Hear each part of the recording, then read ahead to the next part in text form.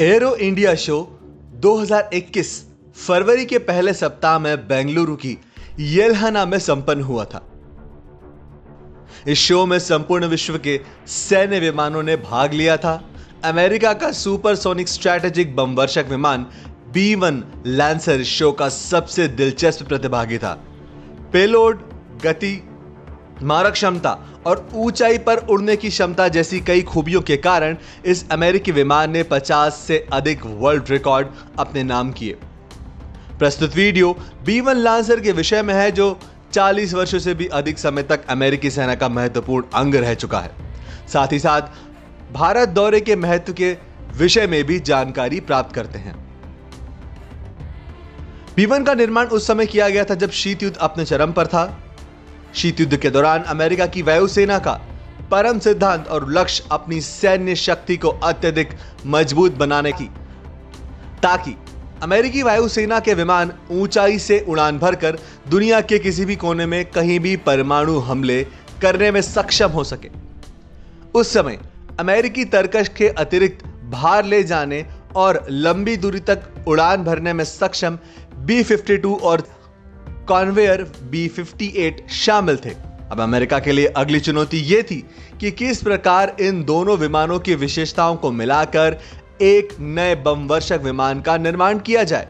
उन्हें उम्मीद थी कि इस चुनौती का सामना उनकी बमवर्षक विमान B-70 वैलरी के द्वारा ही संभव हो सकता है, जो कि मैक 3 की गति से 25 टन भार लेकर 7000 किलोमीटर की गति से उड़ान भरने में सक्षम था। परंतु जल्द ही B-70 ने अपनी उपयोगिता खो दी जब सोवियत संघ ने MiG-25 फॉक्सबैट पेश किया, जिसकी गति भी B-70 के बराबर थी। इसके अलावा सोवियत यूनियन ने सतह से हवा में मार करने वाली मिसाइल भी विकसित की। 1960 में सोवियत संघ ने इन सतहों से हवा में मार करने वाली मिसाइलों का उपयोग करके 70,000 फीट पर USSR पर निगरानी रखने वाले एक CIA के जासूसी विमान को मार गिराया। शुरुआत में अमेरिका ने दावा किया कि यह नासा द्वारा संचालित मौसम अनुसंधान विभाग का एक नागरिक विमान था, लेकिन बाद में सोवियत संघ ने क्रैश के दौरान पकड़े गए पायलट को अमेरिकी जासूसों के सबूतों के तौर पर ग्लोबल मीडिया के सामने पेश किया। अमेरिका न सिर्फ स्तब्ध रह गया, बल्कि इस घटना से अमेरिका को काफी शर्मिंदगी उठानी भी पड़ी। इन सब के अलावा अमेरिका पूरे बमवर्षक विमान निर्माण परियोजना को रद्द करके पुनर्विचार करना पड़ा। MiG-25 के कारण अमेरिका को अपनी ऊंची उड़ान बमवर्षक विमान बनाने की योजना का परित्याग करना, नीची उड़ान भरने वाले तेज गति के बमवर्षक विमानों के निर्माण के लिए पुनः विचार करना पड़ा।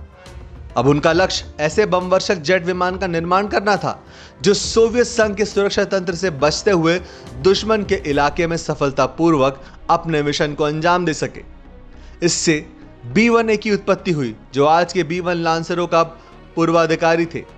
B-1 की अधिकतम गति मैक 2 थी और सोवियत संघ के MiG-31 विमान का अवाक्स सिस्टम इस गति से उड़ने वाले विमानों को आसानी से देख सकते थे।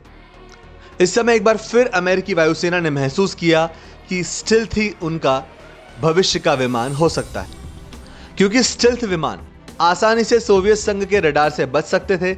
इस प्रकार अमेरिका ने अपनी B-1 परियोजना को रद्द कर दिया और 5वीं पीढ़ी के स्टिल्थ बमवर्षक विमान B-2 पर ध्यान केंद्रित करना शुरू कर दिया। हालांकि अमेरिकी सेना के उच्चाधिकारियों को यह समझते देर नहीं लगी कि अति जटिल स्टिल्थ बमवर्षक विमान समय पर पूरा नहीं किया जा सकेगा, अतः वे घबरा गए। अब वे इस बात को लेकर चिंतित थे कि स्टिल्थ विमान के बनाने तक उनके मौजूदा विमान तकनीकी रूप से पुराने हो जाएंगे।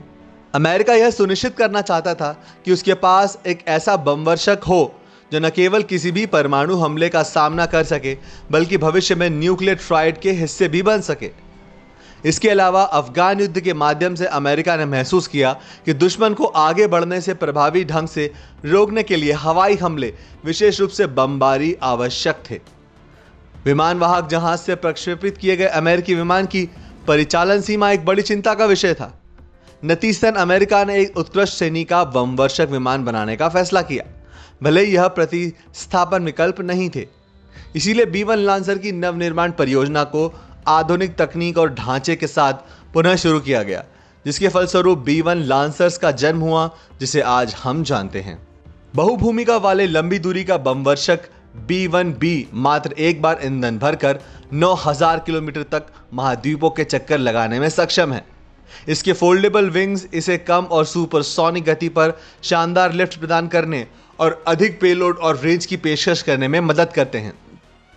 B1B की लंबाई 144 फीट है, जिसका विंग स्पेन 137 फीट और 4 GE उच्च शक्ति वाले जेट इंजन द्वारा संचालित है। हालांकि B1 के पहले मॉडल में मच 2 की अधिकतम गति थी, लेकिन उनके बड़े एयर इनटेक डक्ट के परिणाम स्वरूप उच्च रडार क्रॉस सेक्शन हुआ, जिसके कारण B1A आसानी से रडार के निशाने पर आ सकता था। संशोधित B1B ने अपने डिजाइन में सर्पेंटाइन एयर इनटेक डक्ट पेश किया, जो रडार क्रॉस सेक्शन को कम करने में मदद करता है, लेकिन इस वजह से इनकी अधिकतम गति मैक 1.2 कर दी गई। GPS की सुविधा से लैस एक B1 बमवर्षक विमान किसी मशीन के तहत उड़ान भरने में न केवल सक्षम था, बल्कि युद्ध के दौरान इस पर काफी हद तक भरोसा किया जा सकता था। यह विमान 1998 से अमेरिकी वायुसेना के रणनीतिक आयोग का हिस्सा भी रहा है। हालांकि 2007 में रूस और संयुक्त राज्य अमेरिका के बीच हस्ताक्षरित परमाणु समझौते के तहत B1 विमान को परमाणु हथियार ले जाने के कार्य से हटा दिया गया था। फिर भी पारंपरिक हथियार ले जाने वाले B1 विमान आज भी अमेरिकी अभियानों में महत्वपूर्ण भूमिका निभाते हैं।